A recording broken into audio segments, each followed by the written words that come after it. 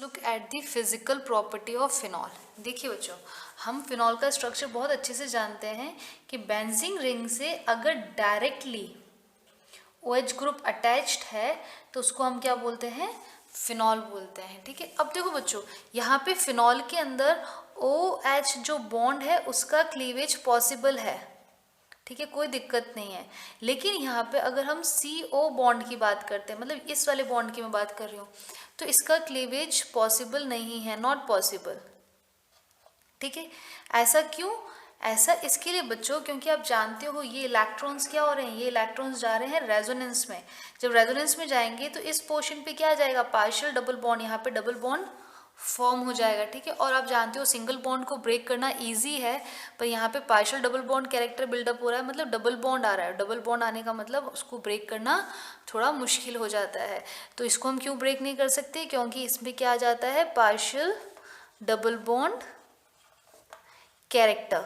अब partial double bond क्यों आ रहा है, ड्यू टू रेजोनेंस। ठीक है, रेजोनेंस जो है उसकी वजह से कार्बन और ऑक्सीजन के बीच में क्या आ जाता है, डबल बॉन्ड, और इसको तोड़ना मुश्किल है। इस वजह से यहाँ पे CO बॉन्ड ब्रेकेज नहीं होंगे। हम जो रिएक्शन देखेंगे वो OH बॉन्ड ब्रेकेज की ही, क्लीवेज की ही हम देखेंगे। ठीक है, उसके बाद में जो नेक्स्ट इम्पॉर्टेंट पॉइंट है वो ये है बच्चों, देखो आप जानते हो फिनॉल में क्या हो रहा है, अभी आपने देख ही लिया है, जैसे कि ये जो लोन पेयर है ये रेजोनेंस में पार्टिसिपेट कर रहे हैं। ठीक है, रेजोनेंस में पार्टिसिपेट करने की वजह से आप जानते हो ये बॉन्ड यहाँ आ गया, तो ऑर्थो और पैरा पोजीशन पे, और वापस से यहाँ पे देखें तो ऑर्थो पोजीशन पे क्या आ रहा है, इलेक्ट्रॉन डेंसिटी जो है वो बढ़ जाती है।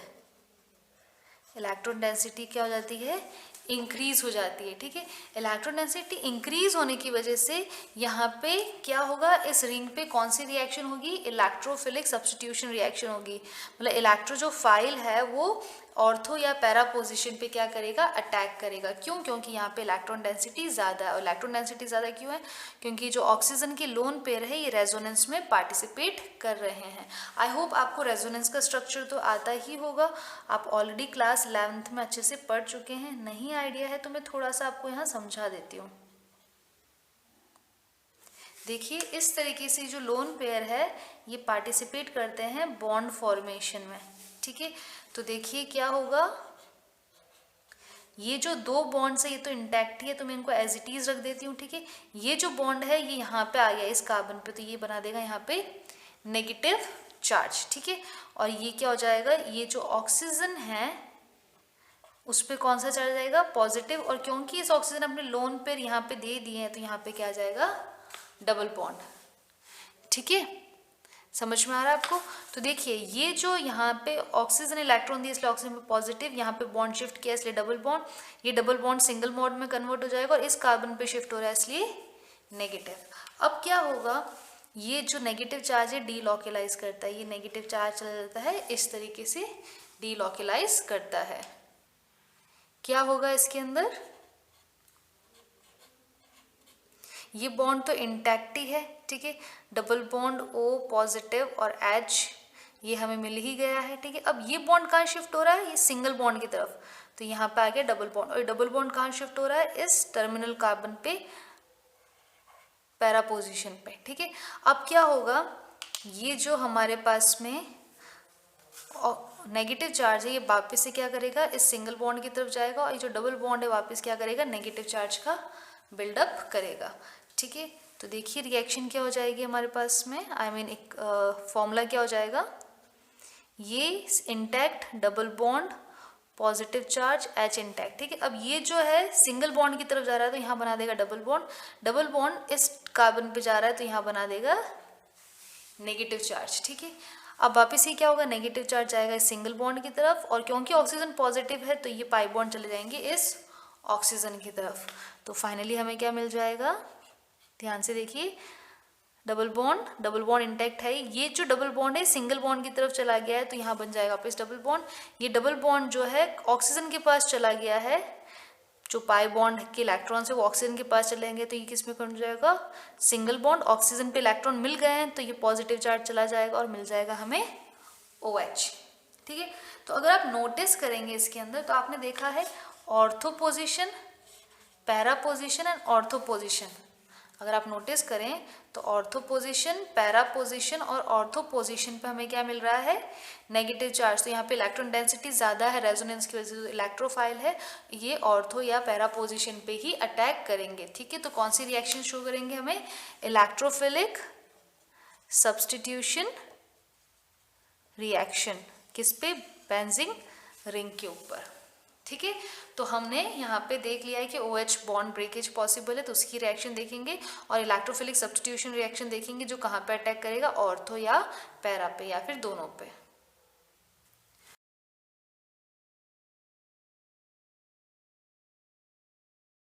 So let's see the acidity of phenol, that is cleavage of OH bond। तो बच्चों इसके अंदर सबसे पहला जो हम देखने वाले हैं वो है रिएक्शन विथ एक्टिव मेटल। ठीक है, एक्टिव मेटल के साथ में जब ये रिएक्ट करता है तो किस तरीके से रिएक्ट करता है। बच्चों हमने ऑलरेडी फिनॉल के बारे में पढ़ चुके, हम ऑलरेडी अल्कोहल के बारे में पढ़ चुके हैं, तो ये भी बिल्कुल उसी तरीके से है। देखिए यहाँ पे क्या है, फिनॉल, ये हो गया OH, यहाँ पे क्या है अपने पास में Na। ठीक है, अब देखिए है क्या, यहाँ पे Na जो है पॉजिटिव का है। ठीक है, और ये H भी क्या है, पॉजिटिव का, तो ये Na क्या आ जाएगा, इस H की जगह पे आ जाएगा। क्यों, क्योंकि ये ऑक्सीजन है नेगेटिव का, ये पॉजिटिव का, तो Na क्या कर देगा, इसको डिस्प्लेस कर देगा, क्योंकि Na क्या है, एक्टिव मेटल है। ठीक है, ये स्ट्रॉन्ग है इन कंपेयर टू हाइड्रोजन, तो इसको इजीली सब्स्टिट्यूट कर देगा। तो यहाँ पे क्या मिल जाएगा हमें, Na प्लस हाइड्रोजन गैस जो है वो बाहर निकल जाएगी, बिल्कुल उसी तरीके से जैसे हमने अल्कोहल में देखा था। इसको हम बोलते हैं सोडियम फिनॉक्साइड। ठीक है, इसी तरीके से हम इसकी रिएक्शन बेस के साथ, एल्केलाई के साथ भी करा सकते हैं। ठीक है, एल्कलाइज के साथ में कैसे रिएक्शन करेगा देख लीजिए, बिल्कुल जैसा अभी हमने देखा, बिल्कुल उसी तरीके से। जो फिनॉल है वो जब रिएक्ट करेंगे NaOH के साथ में, तो अगेन क्या हो जाएगा, ये Na जो पॉजिटिव है, स्ट्रॉन्ग है, काफ़ी रिएक्टिव मेटल है, तो इस H को डिस्प्लेस कर देगा, इसको यहाँ से हटा देगा और क्या बना देगा, Na, अगेन सोडियम फिनॉक्साइड, और बचता क्या है पीछे, OH और H, वो मिलके क्या बना देगा, वाटर मॉलिक्यूल। तो सिर्फ जब एक्टिव मेटल रिएक्ट कर रहा है, चाहे सोडियम हो, कैल्शियम हो, मैग्नीशियम हो, तो रिलीज क्या करेगा, वो हाइड्रोजन गैस। ठीक है, लेकिन अगर हम एल्कलाई ले रहे हो तो वो क्या रिलीज करेगा, water along with the formation of phenoxide ion, या फिर जो भी हम ले रहे हैं यहाँ पे मेटल, उसका फिनॉक्साइड फॉर्म होगा। फॉर एग्जांपल Na है तो सोडियम फिनॉक्साइड का फॉर्मेशन इसमें होता है। ठीक है, अब हम चलते हैं phenol change blue litmus to red, ऐसा क्यों होता है। ठीक है, तो हम लिटमस टेस्ट के बारे में देख लेते हैं। ना स्टूडेंट्स, अगर हम फिनॉल की बात करते हैं तो जो फिनॉल हैं वो क्या होते हैं, एसिडिक इन नेचर होते हैं। अब वो एसिडिक इन नेचर क्यों होते हैं, देखिए, क्योंकि अगर फिनॉल रिएक्ट करता है वाटर के साथ में, H2O के साथ में, ठीक है, तो ये क्या करेगा, जो वाटर के ऑक्सीजन के लोन पेयर है वो इस H को अपनी तरफ अट्रैक्ट करेंगे। ठीक है, मैं यहाँ पे बता देती हूँ आपको, ये इस तरीके से इसको अट्रैक्ट करेंगे, इन दोनों के जो बीच का बॉन्ड है वो ये ऑक्सीजन अपनी तरफ ले लेगा। इससे क्या बनेगा, हम इससे बनेगा Fino oxide ion, that is O पे आ जाएगा नेगेटिव चार्ज, और वाटर क्या हो जाएगा, प्रोटोनियम के फॉर्म में H3O पॉजिटिव। तो यहाँ हमें क्या मिल गया है, हमें मिल गया है फिनो ऑक्साइड आयन। ठीक है, अब जो फिनो ऑक्साइड आयन है ये बहुत ही ज़्यादा स्टेबल है। अगर हम कंपेयर करें फिनो ऑक्साइड आयन की रेजोनेंस को, और अगर हम कंपेयर करते हैं इसको विथ अल्कोहल के फिनॉल के रेजोनेंस से, तो ये ज़्यादा स्टेबल है in compare to the phenol. अब देखिए कैसे, इसके लिए सबसे पहले हमें तो बनाना पड़ेगा एक फिनॉल के लिए रेजोनेंस, उसके बाद में हमको बनाना पड़ेगा फिनो ऑक्साइड का रेजोनेटिंग स्ट्रक्चर। तो देखिए फटाफट हम ऑलरेडी देख चुके हैं, तो वापिस से बना देते हैं एक बार। ये आ गया है हमारे पास में OH। ठीक है, ऑक्सीजन के पास में लोन पेयर है, ये लोन पेयर शिफ्ट होगा इस तरफ, ये बॉन्ड पेयर जो है पाई बॉन्ड वो शिफ्ट हो जाएगा एडजस्टिंग कार्बन पे। तो देखिए क्या बनेगा,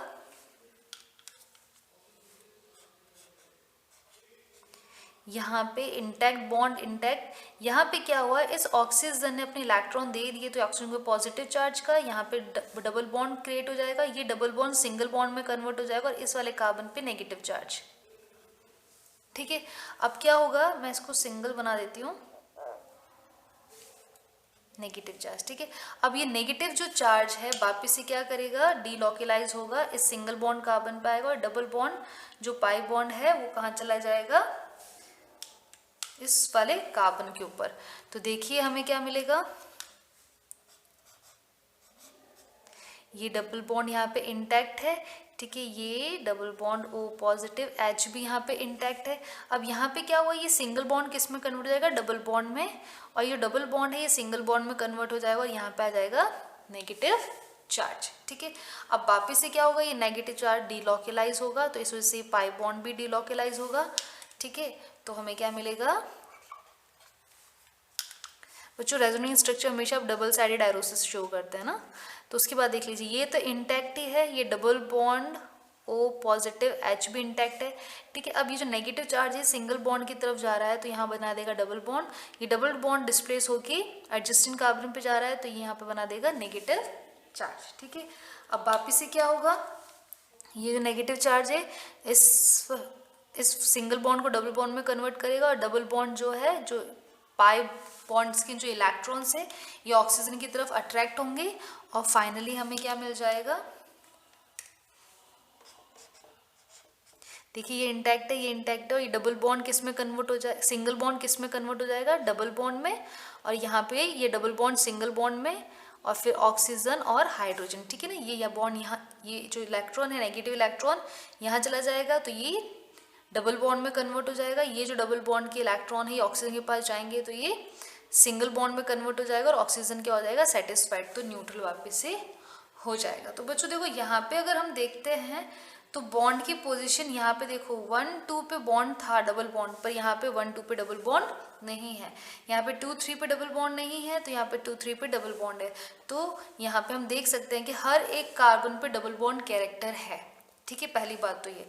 अब इसको नंबरिंग कर देते हैं हम, ये हमारे पास में फर्स्ट स्ट्रक्चर है, ये सेकंड स्ट्रक्चर है, this is the third, this is the fourth and this one is the fifth structure. ठीक है, अगर हम इन सब का रेजोनेंस एक हाइब्रिड बनाएं तो हम क्या बना सकते हैं, इस तरीके से डबल बॉन्ड है हमारे पास में, यहाँ पे O है H है। ठीक है, और क्योंकि हर एक जगह पे डबल बॉन्ड आया है, ठीक है, अगर आप देखेंगे तो यहाँ पे भी डबल बॉन्ड आया था और हर एक कार्बन पे डबल बॉन्ड आया था, तो इस वजह से हम सब जगह इस तरह से डॉटेड लाइन शो करेंगे। और हम देख रहे हैं देखो यहाँ पे ऑर्थो पोजीशन पे, पैरा पोजीशन पे ऑर्थो पोर्शन में नेगेटिव चार्ज आया है, इसलिए हम लगा देते हैं यहाँ पे डेल नेगेटिव और डेल नेगेटिव, और यहाँ पे क्या था ऑक्सीजन पे पॉजिटिव चार्ज तो डेल पॉजिटिव।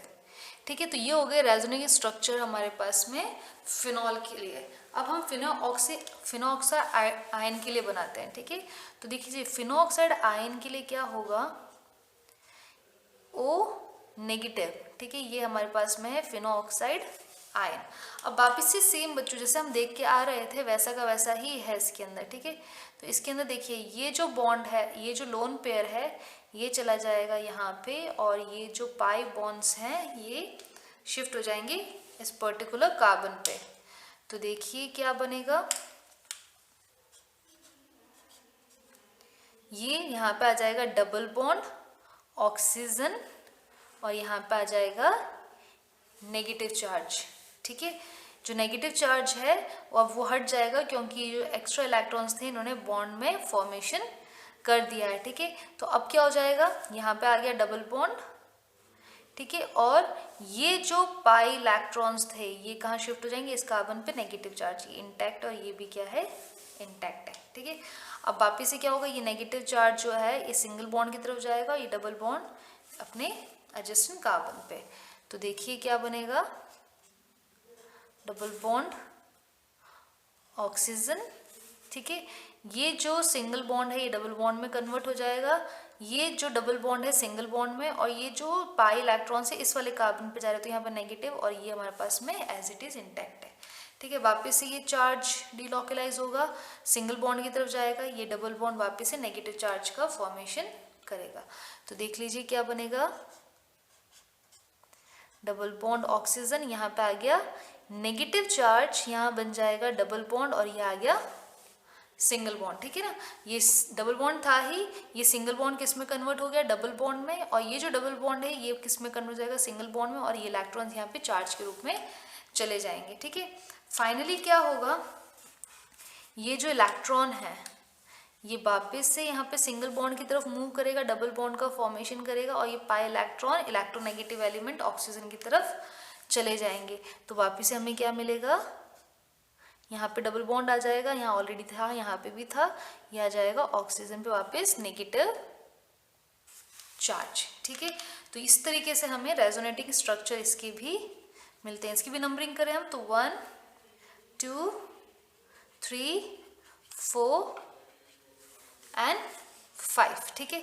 अगर इसका हम रेजोनेटिंग हाइब्रिड बनाते हैं तो क्या बनेगा, देख लीजिए आप, ये बना दिया है मैंने रिंग, हर एक पे डबल बॉन्ड कैरेक्टर आया था तो मैंने पूरी एक रिंग बना दी है। आप नोटिस करें तो ऑर्थो, पैरा और ऑर्थो पे नेगेटिव चार्ज आ रहा था, del negative del negative del negative, ठीक है। यहाँ पे ऑक्सीजन और इस कार्बन के बीच में भी डबल बॉन्ड आया था, तो डबल बॉन्ड इस ऑक्सीजन पे कैसा चार्ज है, नेगेटिव, तो ये भी आ गया पार्शियल नेगेटिव चार्ज। तो ये हमने बना दिया है फिनॉल के रेजोनेटिंग स्ट्रक्चर, ये हमने बना दिए हैं फिनोऑक्साइड के रेजोनेटिंग स्ट्रक्चर्स। तो बच्चों नोटिस ये करना है, अगर हम फिनॉल और फिनोऑक्साइड आयन के रेजोनेटिंग स्ट्रक्चर को देखते हैं तो जो फिनोऑक्साइड आयन है वो ज़्यादा स्टेबल है in compare to the alcohol, sorry phenol, ठीक है। अब ऐसा क्यों होता है, देखिए, क्योंकि आप जब फिनोऑक्साइड आयन को देखेंगे तो 1 से लेके 5 तक इसके जितने भी स्ट्रक्चर है उस पर सिर्फ और सिर्फ कौन सा चार्ज है, नेगेटिव चार्ज, हम यहाँ देख सकते हैं, ठीक है। लेकिन अगर हम बात करते हैं रेजोनेटिंग स्ट्रक्चर ऑफ फिनॉल की, ठीक है, तो उसमें जो हमारे पास में स्ट्रक्चर नंबर है 3 second and the 4th one, हम इसमें देख सकते हैं कि इन सब में क्या इन्वॉल्व है, इन सब में इन्वॉल्व है पॉजिटिव एंड नेगेटिव चार्ज का सेपरेशन, ठीक है। इसमें पॉजिटिव और नेगेटिव चार्ज का सेपरेशन है, दोनों हम देख सकते हैं पॉजिटिव नेगेटिव चार्ज का सेपरेशन। इस वजह से ये क्या हो जाएगा, इसकी कंपेयर में कम स्टेबल, ठीक है। तो फिनोऑक्साइड आयन ज़्यादा स्टेबल है as compare to the phenol, ठीक है। तो इस वजह से हम कह सकते हैं क्योंकि फिनोऑक्साइड आयन ज़्यादा स्टेबल है तो ये H पॉजिटिव देना प्रिफर करेगा, क्योंकि जब ये H पॉजिटिव दे देगा, एसिडिक नेचर शो करेगा, तो क्या बनाएगा, फिनोऑक्साइड आयन बनाएगा, और फिनोऑक्साइड क्या है, रेजोनेंस के थ्रू स्टेबलाइज हो जाता है। That's why we say that phenol is acidic in nature and that's why it convert blue litmus into red, ठीक है। अब अगर हम बात करते हैं फिनॉल और अल्कोहल की, ठीक है, तो जो फिनॉल्स होते हैं वो ज़्यादा एसिडिक होते हैं इन कंपेयर टू अल्कोहल्स। ऐसा इसके लिए क्योंकि जब अल्कोहल अपना H पॉजिटिव लूज करते हैं, ठीक है, जैसे हम यहाँ रिएक्शन दे देते हैं कि ROH, जब ये अपना H पॉजिटिव लूज करेगा तो ये क्या बनाएगा, RO नेगेटिव। अब ये रेजोनेंस से स्टेबलाइज नहीं हो रहा है, ठीक है, H पॉजिटिव लूज करने के बाद भी ये रेजोनेंस से स्टेबलाइज नहीं हो रहा। दूसरी बात, हम जानते हैं कि जो एल्के ऑक्साइड आयन होता है ये लेस स्टेबल होता है, ठीक है, ये लेस स्टेबल है, इस वजह से ये H पॉजिटिव देना कम प्रेफर करेगा। तो हम ये कह सकते हैं कि जो अल्कोहल्स हैं वो फिनॉल के कंपेयर में लेस एसिडिक हैं।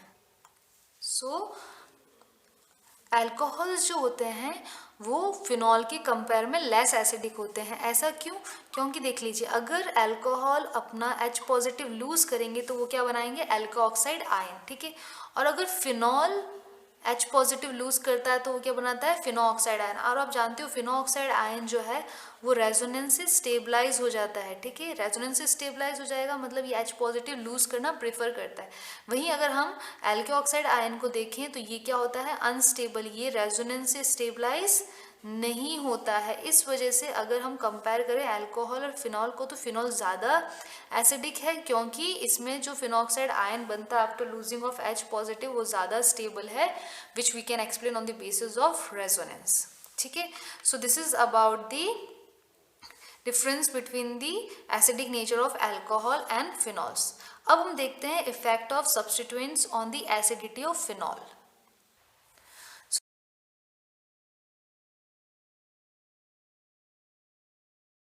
सो now let's see the effect of substituents on the acidity of phenol.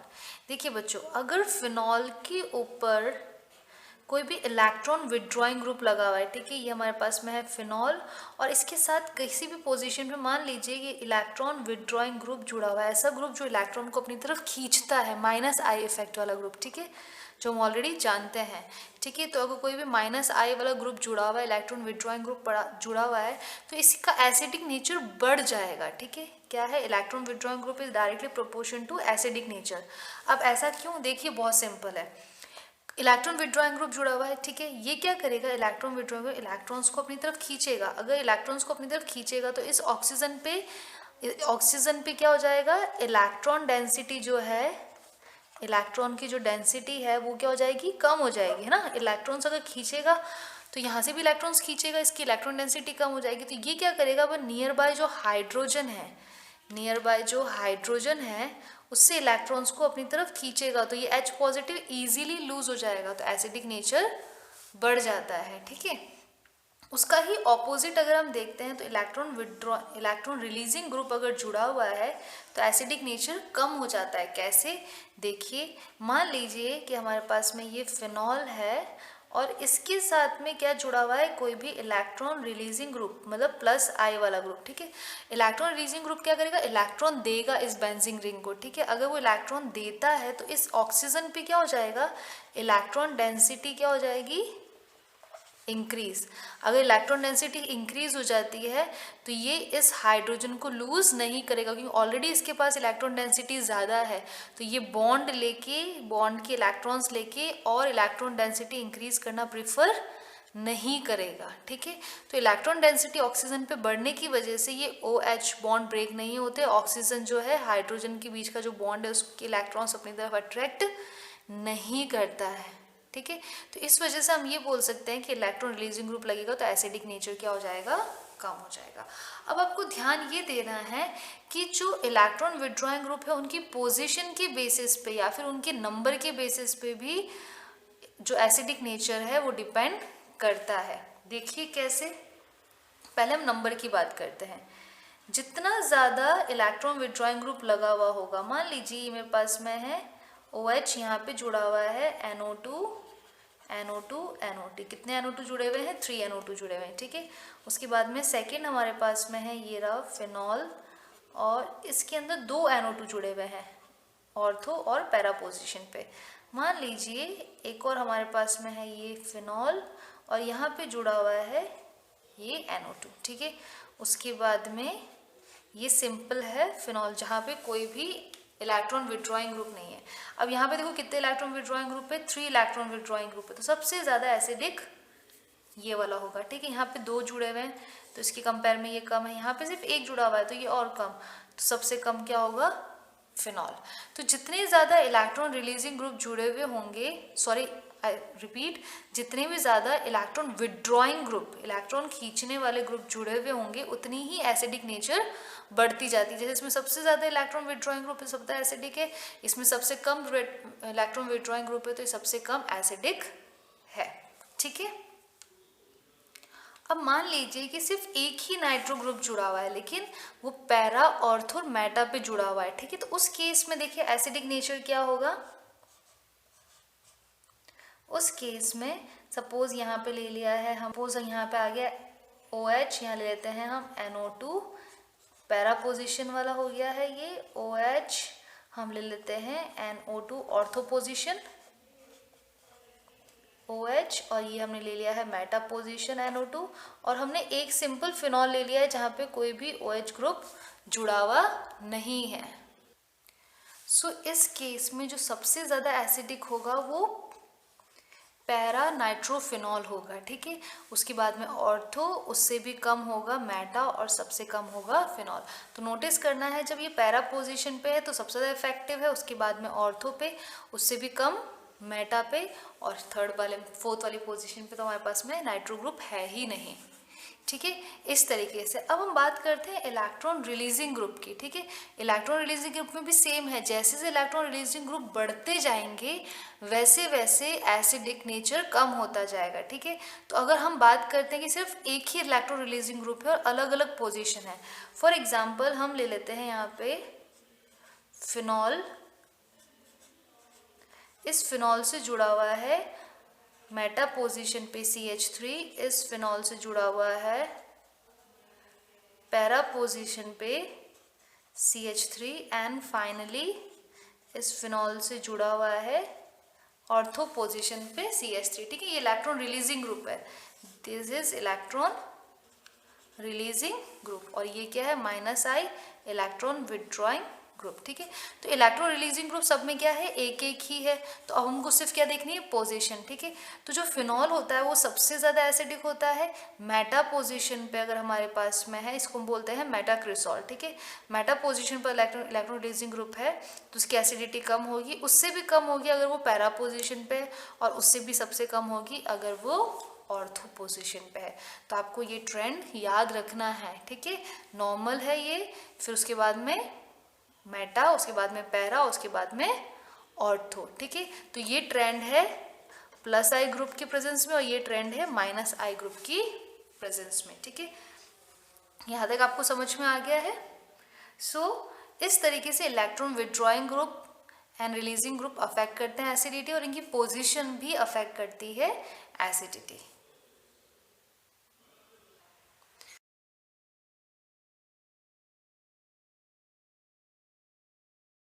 Now let's C reaction of OH group. ठीक है, अब ये जो OH ग्रुप है ये रिएक्ट करेगा, है ना। पहले हमने OH क्लीवेज के बारे में देखा था, अब OH ग्रुप के हम रिएक्शन के बारे में देख रहे हैं। तो देखो बच्चों, सबसे पहले हम क्या कर रहे हैं, फिनॉल की रिएक्शन करा रहे हैं फेरिक क्लोराइड सॉल्यूशन के साथ। ठीक है, और ये सॉल्यूशन कैसा होना चाहिए, न्यूट्रल। देखो क्योंकि ये एसिडिक है तो आपको उसको थोड़ा सा बेसिक करना होगा। ठीक है, FeCl3 जो होता है वो लुईस एसिड होता है। ठीक है, इलेक्ट्रॉन डेफिशिएंट स्पीसीज है, तो आपको इसका न्यूट्रल सॉल्यूशन बनाना है, मतलब आपको उसको थोड़ा बेस के अंदर बनाना होता है। ठीक है, तो जब आप फिनॉल की रिएक्शन कराएंगे neutral FeCl3 that is neutral ferric chloride solution के साथ में, तो आपको एक वॉयलेट कलर का कॉम्प्लेक्स मिलेगा। वॉयलेट क्या मिलेगा, कलर का कॉम्प्लेक्स। अब देखो रिएक्शन क्या होती है, जब फिनॉल FeCl3 के साथ में रिएक्ट करता है तो ये क्या बनाता है, ये बनाता है ferric phenoxide that is C6H5O thrice Fe। ठीक है, जो फिनोऑक्साइड है ना, वो थ्राइस होगा एंड Fe, क्योंकि Fe पे क्या है, +3 चार्ज है ना। समझ में आ गया आपको? अगर नहीं समझ में आ रहा है तो देखिए इस तरीके से होगा FeO और यहाँ पे क्या जुड़ा हुआ होगा, बेंजीन रिंग।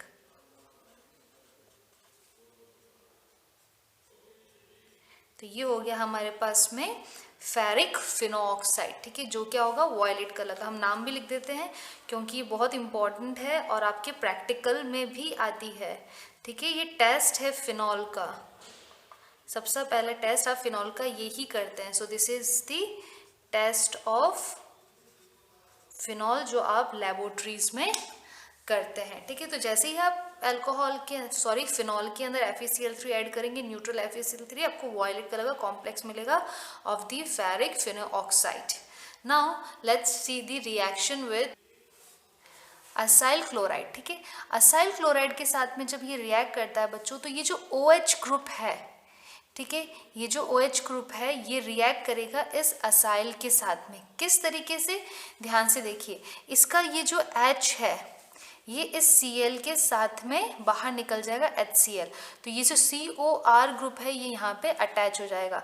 तो फाइनली इस केस में हमें प्रोडक्ट क्या मिलेगा, देखिए फिनाइल ग्रुप यहाँ पे आ जाएगा O।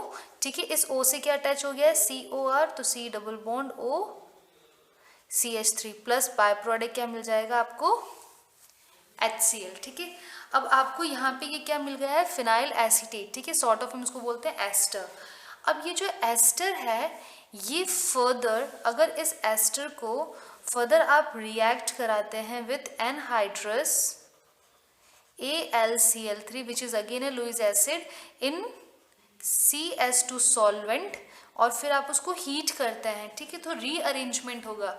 रीअरेंजमेंट कैसे होगा, ये जो हमारे पास में ग्रुप है COR ग्रुप, ठीक है, असाइल ग्रुप, ये क्या हो जाएगा, या तो ऑर्थो या पैरा पोजीशन पे आ जाएगा और वहाँ का जो हाइड्रोजन है वो इस ऑक्सीजन के पास में शिफ्ट हो जाएगा। कैसे, देखिए, ये जब हम रिएक्ट कराते हैं एनहाइड्रस AlCl3 के साथ इन प्रेजेंस ऑफ CS2, तो देखो यहाँ पे आ जाएगा O। सपोज ये ऑर्थो पोजीशन पे आ रहा है COCH3, तो ऑर्थो पोजीशन जो हाइड्रोजन था वो यहाँ पे आ जाएगा, ठीक है। इसी तरीके से एक और प्रोडक्ट मिल सकता है आपको, जो है पैरा प्रोडक्ट COCH3 और यहाँ पे मिल गया आपको OH, ठीक है। तो ये हो गया है ऑर्थो हाइड्रोक्सी एसिटोफिनॉन, इसको हम बोलते हैं ऑर्थो हाइड्रोक्सी एसिटोफिनॉन, ठीक है। और ये क्या है हमारे पास में पैरा हाइड्रोक्सी एसिटोफिनॉन, ठीक है। इस रिएक्शन को हम बोलते हैं फ्राइज रीअरेंजमेंट, ठीक है। इसको क्या बोलते हैं, ये जो रिएक्शन हमने यहाँ लिखी है इस रिएक्शन को हम बोलते हैं फ्राइज रीअरेंजमेंट, ठीक है। बहुत इंपॉर्टेंट है, ध्यान देना बच्चों, ठीक है। तो क्या हुआ, हमने जब इसकी रिएक्शन असाइल क्लोराइड की रिएक्शन फिनॉल के साथ में कराई, तो ये H जो है Cl के साथ में बॉन्ड बना के HCl बना देगा और फर्दर जो ग्रुप है जैसे कि असाइल ग्रुप COR इस H की जगह आके प्लेस हो जाएगा। इस तरीके से आपको क्या मिलेगा फिनाइल एसीटेट, ठीक है। अब हम रिएक्शन करा रहे हैं एनहाइड्राइड के साथ में, फिनॉल की रिएक्शन एनहाइड्राइड के साथ में, ठीक है। आई होप आपने फ्राइज अरेंजमेंट तक लिख दिया है, बिकॉज मैं यहाँ से अभी ऑमिट करने वाली हूँ ये पोर्शन, ताकि हमें थोड़ा स्पेस मिल सके।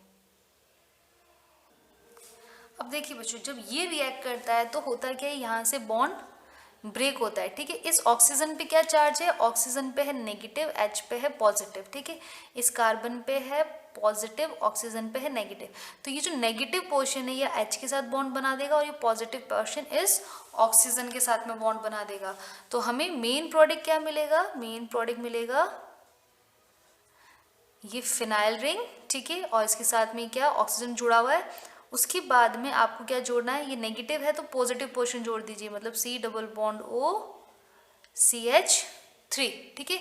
और साथ में आपको साइड प्रोडक्ट क्या मिलेगा, देख लीजिए CH3 COOH, तो हमें क्या मिल जाएगा एसिटिक एसिड CH3 COOH, ठीक है। अगेन आपको यहाँ पे क्या मिल गया है, आपको मिल गया है फिनाइल इथेनॉइक, अगेन ये क्या है एस्टर है। तो जब असाइल क्लोराइड के साथ में या फिर एनहाइड्राइड के साथ में रिएक्ट करते हैं तो आपको क्या मिलता है, एस्टर मिलता है, ठीक है। ये चीज़ आपको ध्यान रखनी है, what we will get ester. और यहाँ पे भी आपको क्या मिला है एस्टर, ठीक है। अब फर्दर हम रिएक्शन करा रहे हैं इसकी बेंजोइल क्लोराइड के साथ में, ठीक है। अब रिएक्शन हो रही है बेंजोइल क्लोराइड, वापिस से सेम ही होगा, कोई चेंजेस नहीं है। ये जो Cl है इस H के साथ में बॉन्ड बना के क्या बना देगा HCl, तो बना देते हैं हम बॉन्ड, तो क्या मिल जाएगा, ये HCl बाहर निकल जाएगा तो क्या मिलेगा, यहाँ पे जुड़ जाएगा O, इस O से जुड़ जाएगा ये C डबल बॉन्ड OAR, ठीक है। एरोमेटिक रिंग इससे जुड़ी हुई है, क्या मिल गया हमें फिनाइल बेंजोइट, ये क्या हो गया है, इसको हम बोलते हैं फिनाइल बेंजोनेट, ठीक है। तो आपको मिल गया है फिनाइल बेंजोइट, ठीक है। और साथ में साइड प्रोडक्ट आपको क्या मिल जाएगा, यहाँ पे क्या है H और ये Cl, ठीक है। और ये जो रिएक्शन होती है, जब ये रिएक्शन होती है तो रिएक्शन होती है इन the presence of base NaOH, तो क्या होगा H2O बाहर निकल जाएगा और NaCl बाय प्रोडक्ट बाहर निकल जाएगा, तो ये क्या हो जाएगा NaCl एंड HOH, तो मिल जाएगा H2O प्लस NaCl। तो आपको वापस ध्यान क्या रखना है, यहाँ पे भी आपको क्या मिल गया है एस्टर मिल गया है, ठीक है। तो आपने देखा असाइल क्लोराइड लिया या फिर हमने एनहाइड्राइड लिया या फिर हमने बेंजोइल क्लोराइड लिया, सारे केस में हमें क्या मिल रहा है एस्टर मिल रहा है, सिंपल है, कोई भी कंफ्यूजन नहीं होना चाहिए, ठीक है। जो यहाँ पे ऑक्सीजन नेगेटिव का है, इसका जो भी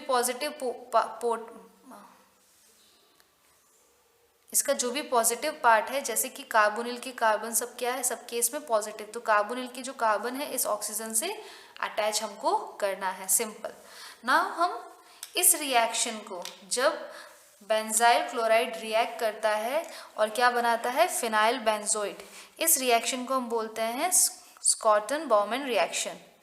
इसको क्या कहते हैं हम, स्कॉटन्स बाउमैन रिएक्शन। ठीक है, तो ये भी आपको नाम ध्यान रखना है कि किसकी क्या नाम है। हमने देखा था यहाँ पे फ्राइज रीअरेंजमेंट और यहाँ पे मैंने देख लिया है स्कॉटन बाउमैन रिएक्शन। ठीक है, अब हम रिएक्शन करा रहे हैं PCl5 के साथ में। PCl5 के बारे में ऑलरेडी पढ़ चुके हैं कि ये क्या है, एक क्लोरीनेटिंग एजेंट है। तो ये क्या करेगा, इस OH को रिप्लेस कर देगा और इसकी जगह क्या आ जाएगा, Cl। सीधा आप OH माइनस को रिमूव करो और Cl माइनस को यहाँ पे ऐड कर दो। बाय प्रोडक्ट आपको क्या मिलेगा, POCl3 और साथ में आपको मिल जाएगा HCl। ठीक है, इसके बाद में नेक्स्ट रिएक्शन है जिंक के साथ में। जिंक क्या करता है, जिंक डस्ट जो है रिडक्शन का काम करता है। तो वो क्या करता है, इस बेंजीन रिंग में से क्या करता है, इसका रिडक्शन कराता है और ऑक्सीजन को रिमूव कर देता है। तो हमें क्या मिलता है, सिर्फ फिनॉल की जगह बेंजीन, इसका क्या हो जाता है, रिडक्शन। तो ये क्या कराता है, जिंक डस्ट क्या करता है, रिडक्शन का काम करता है। ठीक है, फाइनली हम देख रहे हैं reaction with ammonia in the presence of zinc chloride at 573 kelvin. अब देखो बच्चों, इसका जब हम रिएक्शन देखेंगे तो ये क्या करेगा, एनिलीन बनाएगा। कैसे, इस NH3 का जो H है इस OH के साथ में रिएक्ट करके क्या करेगा, वाटर मॉलिक्यूल बना देगा। पीछे क्या बच रहा है, NH2, एक H हटा दिया तो NH2 यहाँ से अटैच हो जाएगा। तो क्या मिलेगा, बेंजीन रिंग पे हमको अटैच हो जाएगा NH2, तो इसको हम क्या बोलते हैं, एनिलीन। ठीक है, और साइड प्रोडक्ट क्या मिल जाएगा आपको, यहाँ से H निकला, यहाँ से OH, तो साथ में बन गया वाटर मॉलिक्यूल। तो इस तरीके से फिनॉल की रिएक्शन हमने फेरिक क्लोराइड के साथ देख ली है, हमने एसिटाइल क्लोराइड के साथ में देख लिया है, एनहाइड्राइड के साथ में देख लिया है, बेंजाइल क्लोराइड के साथ में देख लिया है। ठीक है, इसमें कॉम्प्लेक्स बनता है। बाकी रेस्ट केस में हमने एस्टर देखा है। PCl5 एक हैलोजेनिक एजेंट है, तो ये हैलोजन का एडिशन कराता है, जिंक रिडक्शन का काम करता है। तो जो OH है उसका ऑक्सीजन हट जाएगा रिडक्शन के दौरान। ठीक है, और अमोनिया की रिएक्शन जब हम कराते हैं तो वाटर मॉलिक्यूल बाहर निकल जाता है और हमें क्या मिल जाता है, एनिलीन। ठीक है, so this is about the reaction of OH group. अब हम चलते हैं इलेक्ट्रोफिलिक रिएक्शन की तरफ। ठीक है, हमने OH देख लिया है, अब हम इस बेंजीन रिंग की रिएक्शन कराएंगे। ठीक है, हमने OH बॉन्ड का भी देख लिया है, OH का भी देख लिया, अब हम देखते हैं लास्ट इस बेंजीन रिंग के साथ में रिएक्शंस कैसे होगी।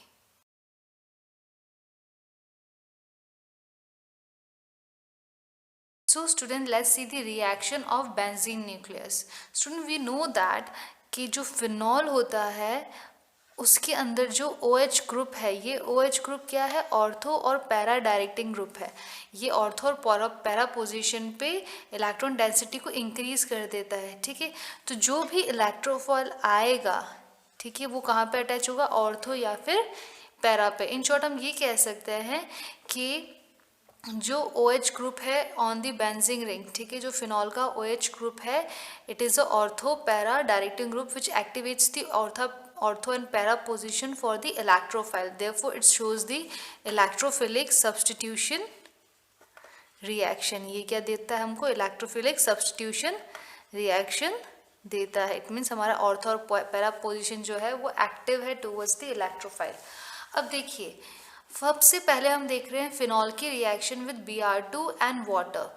जब फिनॉल Br2 और वाटर के साथ में रिएक्ट करेगा, ठीक है, जिसको हम सिंपली बोल सकते हैं ब्रोमीन वाटर, तो जब ब्रोमीन वाटर के साथ में रिएक्ट करता है, हमने कितना मोल लिया है, यहाँ पे हमने 3 मोल लिया है।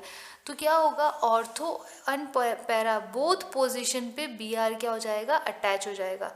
जैसे यहाँ पे आ गया OH, ये ऑर्थो पोजीशन, यहाँ पे भी ये ऑर्थो पोजीशन और यहाँ पे भी ये पैरा पोजीशन। यहाँ पे क्या हो जाएगा, तीनों ही जगह पे Br आके अटैच हो जाएगा। ठीक है, इसको हम बोलते हैं, ये 1 कार्बन लेंगे, ये 2 3 4 5। ठीक है, तो इस तरह से 1 कार्बन पे ये आ गया है OH, सेकंड पे Br, थर्ड पे कुछ पे नहीं है, फोर्थ पे again Br, fifth and six पे अगेन Br। तो देखो कौन कौन सी पोजीशन पे Br है, 2 4 6, तो हम लिखेंगे इसको 2 4 6 ब्रोमो, 2 4 6 ट्राई ब्रोमो फिनॉल। ठीक है, ये पूरा फिनॉलिक ग्रुप है और कौन कौन सी पोजीशन Br है, 2 4 6, तो हम लिखेंगे इसको 2 4 6 ट्राई ब्रोमो फिनॉल। ठीक है, ये इसका नेम है और ये वाइट प्रेसिपिटेट के फॉर्म में हमें मिलता है। ठीक है, जब भी आप ब्रोमीन वाटर के अंदर फिनॉल ऐड करेंगे तो आपको वाइट प्रेसिपिटेट मिलेगी ऑफ 2,4,6 ट्राइब्रोमोफिनॉल की। ठीक है, समझ में आ गया है। अब देखिए, अगर आप फिनॉल के रिएक्शन कराते हैं Br2 के साथ इन द प्रेजेंस ऑफ CS2, ठीक है, CS2 आपने सॉल्वेंट लिया है, आप इसकी जगह क्लोरोफॉर्म या कार्बन टेट्राक्लोराइड भी ले सकते हैं, कोई प्रॉब्लम नहीं है। ठीक है, तो उस केस में आपको दो प्रोडक्ट मिलेंगे, ortho product and para product. OH एक बार आप लगा दीजिए Br यहाँ पे और एक बार लगा दीजिए पैरा पोजीशन पे, दैट इज Br, इस तरीके से। ठीक है, आपको ऑर्थो और पैरा प्रोडक्ट मिलेगा बच्चों। उसमें ध्यान देना कि जो पैरा प्रोडक्ट है वो आपको सबसे ज़्यादा मिलता है, यू गेट पैरा प्रोडक्ट 80%। ठीक है, और बाकी 20% जो है आपको ऑर्थो प्रोडक्ट मिलता है। अब पैरा प्रोडक्ट क्यों मिलता है? क्योंकि ये सिमेट्रिकल है। ठीक है, जो बड़े ग्रुप है वो पैरा पोजीशन पे रहने की कोशिश करेंगे, मैक्सिमम डिस्टेंस पे रहने की कोशिश करेंगे। अगर पास में होगा तो स्टेरिक हिंड्रेंस हो जाएगा। ठीक है, तो ये मैक्सिमम डिस्टेंस पे रहता है क्योंकि ये सिमेट्रिकल कंपाउंड है, क्योंकि यहाँ पे बल्कि ग्रुप एंटी पोजीशन पे है, बिल्कुल ऑपोजिट है, इसलिए ये सबसे ज़्यादा स्टेबल है। ठीक है, इसलिए सबसे ज़्यादा हमें क्या मिलता है? पैरा प्रोडक्ट मिलता है। अब बच्चों देखो, यहाँ पे भी हैलोजन ऐड हो रहा है और यहाँ पे भी हैलोजन ऐड हो रहा है, इसलिए इन रिएक्शन को हम क्या बोलते हैं? इसको हम बोलते हैं हैलोजिनेशन। ठीक है, और इसके अंदर हमारा इलेक्ट्रोफाइल क्या है? इसके अंदर हमारा इलेक्ट्रोफाइल जो है वो हमारा हैलाइड ग्रुप है, जैसे यहाँ पे हमने ले लिया है Br+। ठीक है, तो बच्चों जो यहाँ पे हम क्या यूज़ कर रहे हैं? Br2। एक Br जो है हमारे पास में प्लस का फॉर्म में, वो तो यहाँ पे इलेक्ट्रोफाइल की तरह अटैच हो जाता है, और जो Br- है, ठीक है, वो Br- को आप दिमाग में रखिए, और जहाँ पे ये Br अटैच हो रहा है वहाँ से H+ बाहर निकलेगा। ठीक है, वो H+ Br- के साथ में रिएक्ट करके साइड प्रोडक्ट क्या बनाता है? HBr। ठीक है ना, तो यहाँ पे हमने इलेक्ट्रोफाइल क्या लिया है? Br+, इसलिए इसको हम बोलते हैं halogenation. Now let's look at the sulphonation. ठीक है, यहाँ पे हमने क्या यूज़ किया है?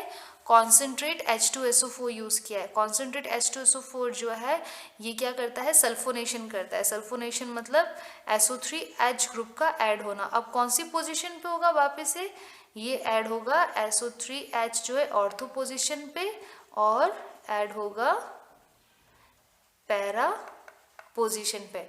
ठीक है, आपको मिक्सचर मिलता है प्रोडक्ट्स का, लेकिन ध्यान देने वाली बात ये है बच्चों कि अगर आपने टेम्परेचर जो है वो लिया है 288 से 298 केल्विन के अराउंड, तो आपको ज़्यादा जो मेजर प्रोडक्ट मिलेगा वो क्या मिलेगा? Ortho product. ठीक है, और अगर आपने टेम्परेचर जो लिया है वो 373 केल्विन के अराउंड लिया है, तो आपको मेजर प्रोडक्ट कौन सा मिलेगा? Para product. इन शॉर्ट हम ये कह सकते हैं कि जब हमारे पास टेम्परेचर ज़्यादा है तो कौन सा प्रोडक्ट मिलता है हमको? Para product. अगर टेम्परेचर कम है तो हमें कौन सा प्रोडक्ट मिलेगा? Ortho product. और क्योंकि यहाँ पे SO3H ग्रुप जुड़ रहा है, ठीक है, तो हम ये क्या बोलेंगे? इस प्रोसेस को क्या बोलेंगे? सल्फोनेशन। ये है हमारे पास में सल्फोनेशन, जहाँ पे SO3 ग्रुप क्या करता है? SO3H ग्रुप क्या करता है? इलेक्ट्रोफाइल की तरह काम करता है यहाँ पे। ठीक है, अब इसी तरीके से हम चलते हैं रिएक्शन विद डाइल्यूट HNO3। अब जब डाइल्यूट HNO3 की हम बात करते हैं तो ये क्या करता है? नाइट्रेशन करता है, NO2 ग्रुप का एडिशन। तो वापिस से देख लीजिए आप, ये हमारे पास में है फिनॉल, एक बार NO2 जुड़ जाएगा ऑर्थो पोजीशन पे और एक बार NO2 जुड़ जाएगा पैरा पोजीशन पे। ठीक है, अब यहाँ पे क्या है? यहाँ पे ये जो ऑर्थो प्रोडक्ट है ये आपको मिलता है 40%। ठीक है, और जो 15% आपको मिलता है ये आपको मिल रहा है पैरा प्रोडक्ट, और जो रेस्ट आपको मिलता है बच्चों वो आपको बोलता है मेटा प्रोडक्ट। अब ऐसा क्यों? यहाँ पे क्यों ऐसा हो रहा है कि पैरा प्रोडक्ट कम मिल रहा है? क्योंकि देखिए बच्चों, ये जो OH है और जो NO2 है ये intramolecular hydrogen bonding form करते हैं। ठीक है, ये एसोसिएशन होता है इनका by intramolecular hydrogen bonding. कैसे? देखिए यहाँ पे क्या है? OH और यहाँ पे क्या है? NO double bond O। तो ये जो नाइट्रो का ऑक्सीजन है और जो OH का हाइड्रोजन, ये आपस में क्या करते हैं? हाइड्रोजन बॉन्ड का फॉर्मेशन करते हैं। इन शॉर्ट इसको हम बोलते हैं intra molecular hydrogen bond with in the molecule hydrogen bond का फॉर्मेशन होता है। इस वजह से ऑर्थो प्रोडक्ट है वो ज़्यादा बन रहा है पैरा के कंपेयर में, ठीक है। और जो पैरा है उसमें इंटरमॉलिक्यूलर हाइड्रोजन बॉन्डिंग होती है। कैसे, देखिए फॉर एग्जांपल मैंने यहाँ बना दी है ये बेंजीन रिंग, यहाँ पे आ गया हमारे पास में NO, ठीक है, डबल बॉन्ड O, यहाँ पे लगा दीजिए पॉजिटिव, यहाँ लगा दीजिए नेगेटिव, ये आ गया है मेरे पास में OH। इसी तरीके से यहाँ पे भी एक और ग्रुप होगा, क्योंकि इंटरमॉलिक्यूलर बोल रहे हैं तो दो मॉलिक्यूल्स के बीच में है ना, यहाँ पे आ जाएगा N double bond O negative और पॉजिटिव। अब देखिए होता क्या है, ये जो ऑक्सीजन है नाइट्रोजन का और जो दूसरे का हाइड्रोजन है वो मिलके क्या करेंगे, हाइड्रोजन बॉन्ड का फॉर्मेशन करेंगे। इसी तरह से ये ऑक्सीजन जो है दूसरे फिनोलिक ग्रुप का जो OH है उसके H के साथ बॉन्ड बनाएगा, और ये जो H है ये दूसरे ग्रुप के नाइट्रो के ऑक्सीजन के साथ में बॉन्ड बनाता है। तो यहाँ पे देख लीजिए हम क्या हो रहा है, यहाँ पे हो रहा है इंटरमॉलिक्यूलर H बॉन्ड, ठीक है। तो यहाँ पे इंट्रामॉलिक्यूलर है और यहाँ पे क्या है, intermolecular hydrogen bonding. So in this way nitration take place. तो इस प्रोसेस को हम बोलते हैं नाइट्रेशन, जहाँ पे NO2 ग्रुप का एडिशन हो रहा है और NO2 यहाँ पे किसकी तरह वर्क कर रहा है, इलेक्ट्रोफाइल की तरह, ठीक है। अब जो यहाँ पे एक और इम्पॉर्टेंट रिएक्शन है नाइट्रेशन के अंदर ही, वो ही हम डिस्कस कर लेते हैं। आफ्टर दैट हम अल्काइलेशन की तरफ चलेंगे। देखिए बच्चों नेक्स्ट रिएक्शन क्या है, जब फिनॉल की रिएक्शन हम कराते हैं कॉन्सेंट्रेट H2SO4 और HNO3 के साथ में, है ना, कॉन्सेंट्रेट H2SO4 और HNO3 के साथ में, तो जो नाइट्रो ग्रुप है वो तीनों पोजीशन पर जुड़ जाते हैं, दोनों ऑर्थो और पैरा पोजीशन पे। तो देखिए क्या मिलेगा, NO2 और यहाँ पे भी क्या आ जाएगा NO2, ठीक है। 2,2,4,6 ट्राई नाइट्रोफिनॉल, और इसको हम बोलते हैं बच्चों पिक्रिक एसिड। इसका प्रिपरेशन भी मेथड आता है हमारे एक्सपेरिमेंट के अंदर, ठीक है। तो ये येलो कलर का कंपाउंड होता है, ठीक है। तो यहाँ पे क्या होता है, फिनॉल जो है वो रिएक्ट करता है कॉन्सेंट्रेट HO3 और H2SO4 के साथ में, तो क्या बनाएगा, पिक्रिक एसिड बनाएगा। ये पिक्रिक एसिड जो है हाईली एसिडिक होता है, क्योंकि इसके अंदर क्या है, इलेक्ट्रॉन विड्रॉइंग ग्रुप प्रेजेंट है, ठीक है। So this is all about the nitration. So now let's move to the RX reaction with phenol. Now the last reaction is reaction of phenol with RX. जब भी alkyl halide के साथ ये react करता है in presence of anhydrous AlCl3 which is Lewis acid, ठीक है, तो क्या होगा, ये जो R ग्रुप है ये इलेक्ट्रोफाइल की तरह काम करता है, ये नेगेटिव ये है पॉजिटिव, तो ये क्या करेगा, इलेक्ट्रोफाइल की तरह वर्क करेगा और ऑर्थो और पैरा पोजिशन पे यहाँ पे अटैक करेगा। तो क्या बन जाएगा, देख लीजिए OH CH3 that is ortho product, इसको हम बोलेंगे ऑर्थो क्रिसॉल, और ये हो जाएगा OH और यहाँ पे आ जाएगा CH3 हो जाएगा पैरा क्रिसॉल, ठीक है। तो हमें ये दो प्रोडक्ट मिलेंगे, जिसमें मेजर कौन सा मिलेगा, पैरा प्रोडक्ट हमें मेजर मिलता है। अब जो इस रिएक्शन को हम क्या बोलते हैं, this reaction is known as Friedel Crafts reaction.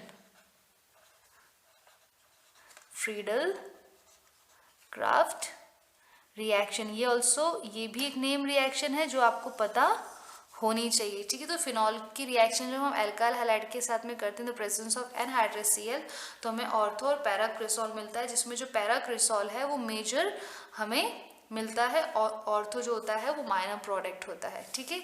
So this is about the reaction of benzene nucleus, ठीक है बच्चों। तो बस ध्यान देना है, जब भी हैलोजनेशन होता है तो आपको किसका एडिशन करना है, हैलोजन का ऐड करना है एज अ इलेक्ट्रोफाइल, ठीक है, ऑर्थो या फिर पैरा पोजीशन पे। अगर आपके पास कॉन्सेंट्रेट H2SO4 है तो सल्फोनेशन करना है, मतलब SO3H का आपको एडिशन करना है ऑर्थो और पैरा पोजीशन पे। अगर डाइल्यूट HNO3 है तो उस केस में आपको नाइट्रेशन कराना है, दैट इज NO2 का एडिशन करवाना है। अगर RX है तो आपको एल्काइलेशन करना है, मतलब R का एडिशन करना है, इसको हम क्या बोलते हैं, एल्काइलेशन, मतलब R ग्रुप का जुड़ना, और इसकी नेम रिएक्शन क्या है, फ्रीडल क्राफ्ट रिएक्शन। तो बच्चों इसके अंदर हमने बेसिकली अभी तक तीन रिएक्शंस पढ़ी है, Fries reaction, Schotten Baumann reaction और फ्रीडल क्राफ्ट रिएक्शन। ठीक है, तीनों की तीनों बहुत इंपॉर्टेंट है।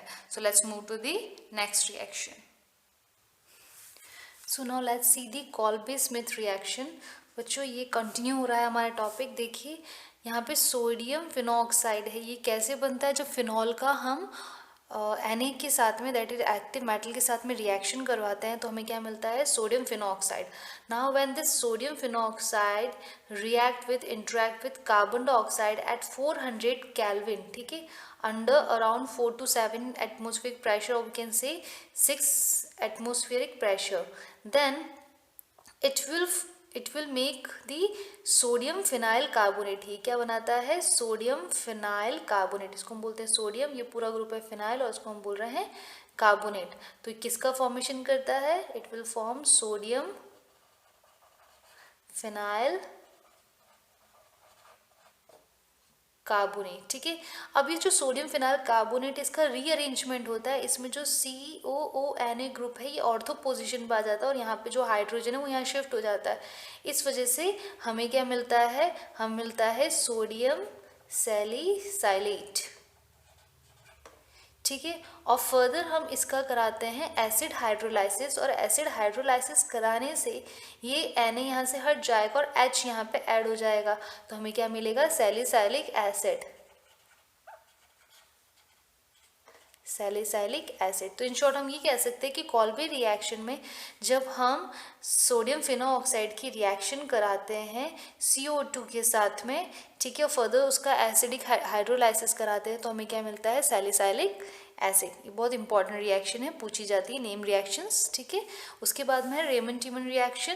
क्या होता है बच्चों, जो फिनॉल होता है उसको आप रिएक्ट कराते हैं क्लोरोफॉर्म और बेस के साथ में 340 केल्विन टेम्परेचर, तो आपको क्या मिलेगा, सैलिसाइलिक एल्डिहाइड मिलेगा। ठीक है, सैलिसाइल एल्डिहाइड मिलेगा। अगर आप इस क्लोरोफॉर्म की जगह CCl4 ले लेते हैं, कार्बन टेट्रा क्लोराइड ले लेते हैं, ठीक है, तो आपको क्या मिलेगा, सैलिसाइलिक एसिड मिलता है। ठीक है, तो ये है रेमन टेमन रिएक्शन, इसको आपको एज इट इज़ याद करना है। ठीक है, कि हम जो फिनॉल की रिएक्शन क्लोरोफॉर्म एंड बेस के साथ में रिएक्ट कराते हैं तो हमें ये प्रोडक्ट मिलता है, और अगर हम फिनॉल एंड CCl4 बेस की रिएक्शन कराते हैं तो हमें ये प्रोडक्ट मिलता है। आपको बस यहाँ पे ये दो चेंजेस देखने हैं इन दोनों की प्रेजेंस में।